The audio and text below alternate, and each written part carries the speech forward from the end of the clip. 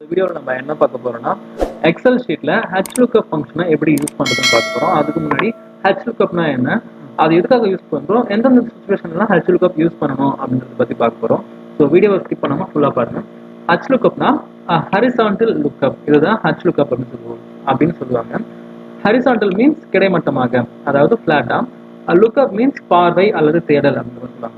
அதாவது ஹரிசாண்டல் வியூவில் இருக்கிற வேல்யூஸ்ல இருந்து ஒரு லுக்கப்பை ஃபைன் பண்ணுறது தான், ஒரு லுக்கப் ஆப்ரேஷனை பண்ணுறதுக்கு தான் Hlookup அப்படின்னு சொல்லிட்டு சொல்கிறாங்க. அதாவது ஹரிசாண்டல் லுக்கப் அப்படின்னு சொல்லிட்டு சொல்கிறாங்க. இப்போ எப்படி பார்க்கலாம். ஃபர்ஸ்ட் வந்து இந்த க்ரீன் டேபிள் வந்து ப்ரைமரி டேபிள், அது மெயின் டேபிள்னு வச்சுப்போம். இது வந்து சப் டேபிள்னு வச்சுப்போம், செகண்டரி டேபிள்.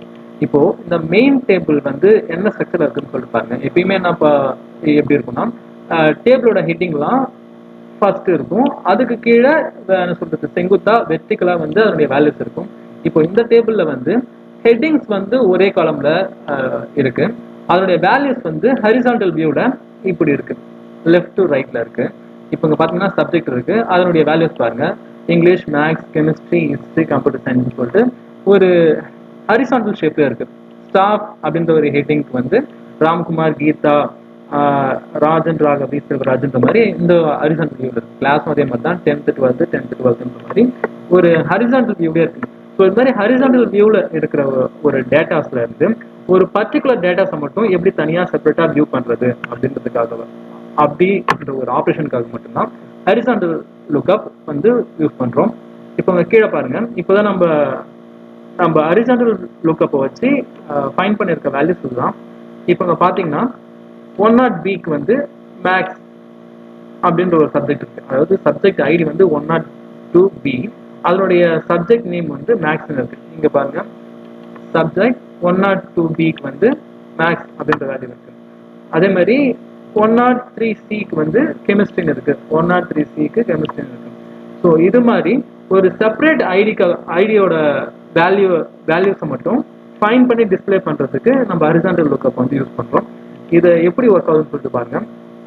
இப்போ இங்க 102Bன்னு இருக்கு, இது நம்ம 103C சேஞ்ச் பண்ணி என்டர் பிரஸ் பண்ணும்போது மேக்ஸ்ல இருந்த வேல்யூ வந்து கெமிஸ்ட்ரி மாறிடுச்சு. ஏன்னா 103க்கு வந்து கெமிஸ்ட்ரின்றது வந்து சப்ஜெக்ட் கோட்.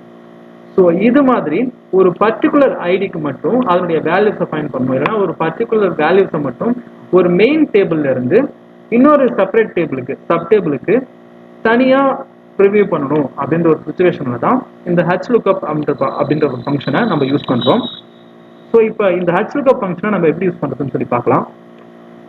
இப்போ இந்த டேட்டாவை ரைட் கிளிக் பண்ணி கிளியர் கண்டென்ட் கொடுத்துக்கிறோம். நம்ம எந்த செல்லில் வந்து Hlookup வந்து இன்சர்ட் பண்ண போறோமோ அந்த செல்லில் கிளிக் பண்ணிட்டு ஈக்குவல் டு போட்டு Hlookup அப்படின்ற கீவேர்டை போட்டு ஓப்பன் பேஸ் ஓப்பன் பண்ணிக்கிறோம். ஓப்பன் பண்ண உடனே இந்த Hlookup உடைய சின்டாக்ஸ் வந்து கீழே வந்து ப்ரிவியூ ஆகும். பாத்தீங்கன்னா Hlookup கீவேர்ட் நம்ம இன்சர்ட் பண்ணியாச்சு. இப்போ லுக்கப் வேல்யூ, நம்ம எந்த வேல்யூ லுக்கப் பண்ண போறோம், சப்ஜெக்ட் அப்படின்ற ஒரு வேல்யூ லுக்கப் பண்ண போறோம்.